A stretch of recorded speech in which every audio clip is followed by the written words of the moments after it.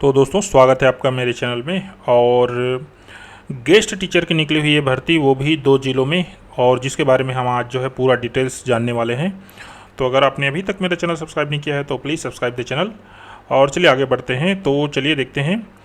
ये है कार्यालय कलेक्टर जिला शक्ति से। यहाँ पर पोस्ट की संख्या कम है और यहाँ पर देखिए टोटल पोस्ट कितने हैं। छात्रावास अधीक्षक के लिए 2 पोस्ट हैं, एक पद जो है यहाँ हिंदी विषय पीजीटी के लिए एक है, मतलब 2 2 4 2 6 पोस्ट। इसके बाकी डिटेल्स जो है आपको नीचे में मिल जाएगा। और दूसरा निकला है यहाँ देखिए बीजापुर में। यहाँ पर पोस्ट जो है बहुत ज़्यादा है, आप देख सकते हैं।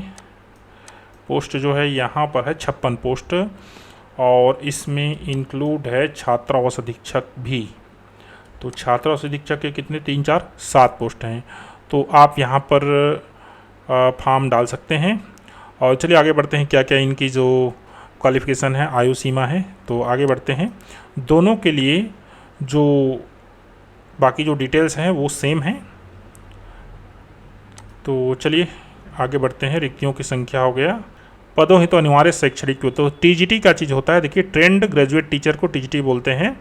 टीजीटी में आपको क्या होना चाहिए, बीएड होना चाहिए और उसके साथ एक स्नातक होना चाहिए। तो इसके लिए देखिए न्यूनतम 50% अंकों के साथ एनसीईआरटी की रीजनल नॉलेज ऑफ एजुकेशन संबंधित विषय में 4 साल का इंटीग्रेटेड कोर्स या संबंधित विषय में 50% अंकों के साथ कॉलेज की डिग्री होना चाहिए। और साथ में आपको उत्तीर्ण होना चाहिए सीजी टेट या सी टेट, वो भी मिडिल स्कूल स्तर का। तो देखिए टीजीटी तीसरी भाषा के लिए स्नातक में एक विषय संस्कृत होना चाहिए। कहने का तात्पर्य यह है कि टीजीटी अगर आप संस्कृत में भरेंगे तो आपको स्नातक में एक विषय संस्कृत होना चाहिए। ठीक इसी प्रकार से अंग्रेजी के लिए स्नातक में अंग्रेजी होना चाहिए, हिंदी के लिए हिंदी होना चाहिए। टीजीटी गणित के लिए मुख्य रूप से गणित भाषा के साथ दूसरे विषय के रूप में भौतिक, रसायन विज्ञान ये होना चाहिए। सामाजिक विज्ञान के लिए आपको कहना चाहिए एक विषय के तौर पर भूगोल, अर्थशास्त्र, राजनीति होना चाहिए। टीजीटी विज्ञान के लिए बॉटनी, जो माने कहने का मतलब आप जिसमें डालेंगे, अर्थात हिंदी, अंग्रेजी, गणित, विज्ञान, सामाजिक विज्ञान जो भी है, तो उसमें स्नातक में एक विषय आपका क्या होना चाहिए, संबंधित का होना चाहिए। आगे बढ़ते हैं। आगे है पोस्ट ग्रेजुएट टीचर, देख सकते हैं। पोस्ट ग्रेजुएट टीचर में न्यूनतम 50 अंकों के साथ एनसीईआरटी के रीजनल कॉलेज आप वही बात है 50% के साथ आपको क्या होना चाहिए, स्नातकोत्तर की डिग्री होना चाहिए। पीजीटी का तात्पर्य है पोस्ट ग्रेजुएट ट्रेंड टीचर, ठीक है। तो यहाँ पर पीजी होना चाहिए। और यहाँ पर देख सकते हैं आप अंग्रेजी भरेंगे, व्याख्याता सीधी सी बात कहना चाहिए तो अंग्रेजी साहित्य में होना चाहिए।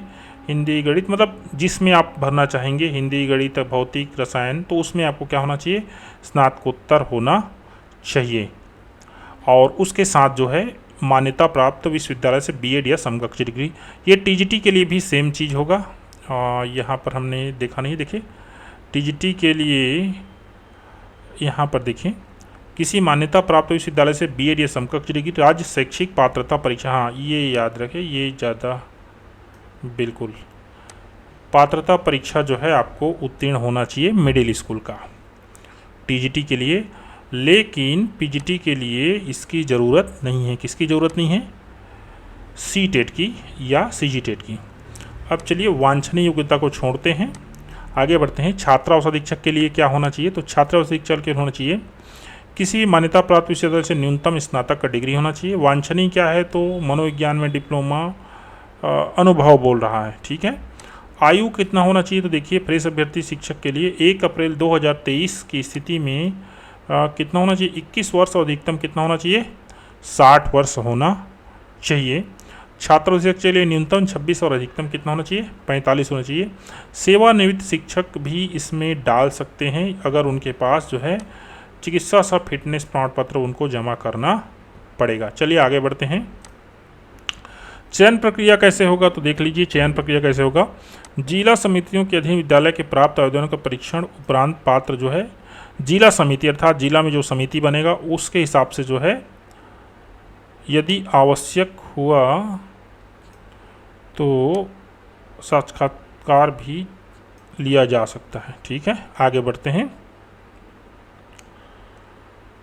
आवेदकों को जिले में स्थित विद्यालयों के लिए प्राथमिकता के क्रम से विद्यालय चयन करना होगा। चलिए आगे बढ़ते हैं। चयन समिति, तो देखिए चयन समिति कौन कौन होगा।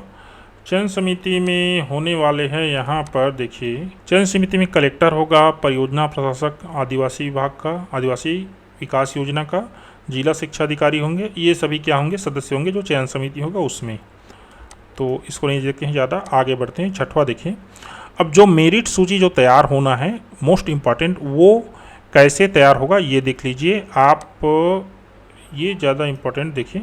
तो देखिए पीजीटी जिसमें न्यूनतम योग्यता स्नातकोत्तर है के लिए, पीजीटी मतलब पोस्ट ग्रेजुएट ट्रेंड टीचर। देखिए हायर सेकेंडरी के अंकों का कितना परसेंट जोड़ा जाएगा, 20%, स्नातक के अंकों का 30%, स्नातकोत्तर के अंकों का 50% इसमें जोड़ा जाएगा।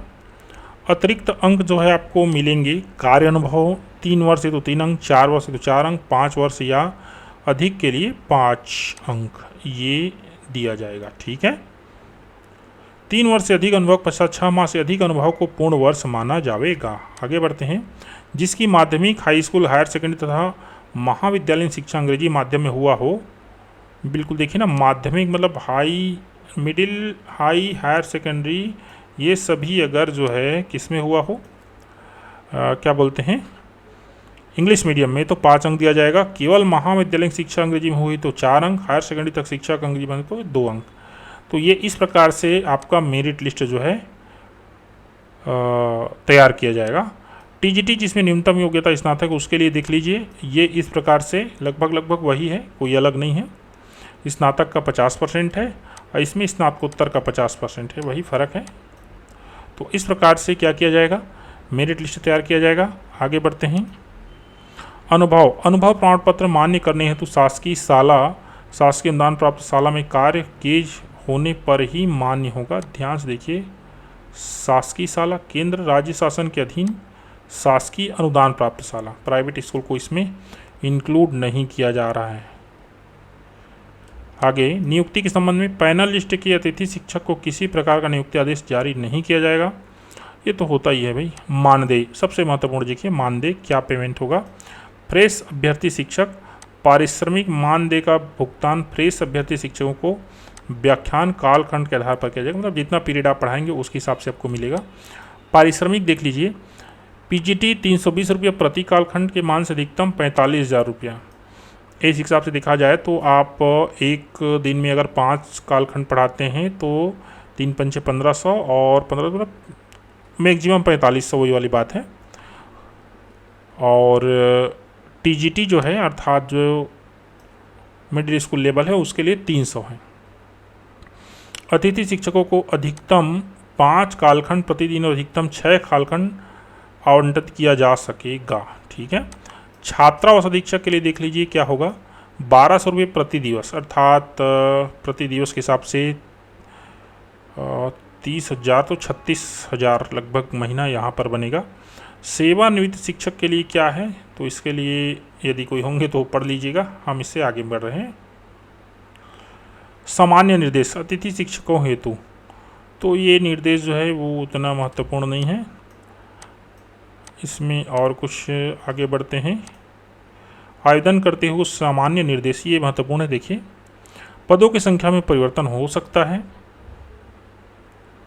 आवेदन पत्र में अपूर्ण स्पष्ट जानकारी जो है वो, विज्ञापन से संबंधित किसी प्रकार का संशोधन सूचना राज्य स्तर के आदि जो वेबसाइट है, कौन सी वेबसाइट, ये नोट कर लीजिएगा आप, eklavya.cg.nic.in, और जिले की वेबसाइट बीजापुर.cg.in। वैसे ही जैसे कि शक्ति में जो निकला हुआ है, इसको देख लेते हैं। ये इसका किस में होगा, ये देखिए जांजगीर चांपा.gov.in, यहाँ पर जारी होगा, किसी प्रकार के चेंजेस होगा तो। आवेदन की प्रक्रिया देख लीजिए, आवेदन केवल ऑफलाइन ही स्वीकार किया जाएगा, जो पर तथा जिला की वेबसाइट में उपलब्ध है। इस जो हम अभी देख रहे हैं डॉक्यूमेंट, उसके नीचे भी आपको मिलेगा। भेजे जाने वाले समस्त दस्तावेजों की प्रतिलिपि मूल अभिलेख से मिलान कर स्वप्रमाणित होना चाहिए। बिल्कुल, भेजे जाने वाले लिफाफे पर ये चीज़ होना चाहिए, देख लीजिए, स्पष्ट रूप से एकलव्य आदर्श आवासीय विद्यालयों के अतिथि शिक्षक।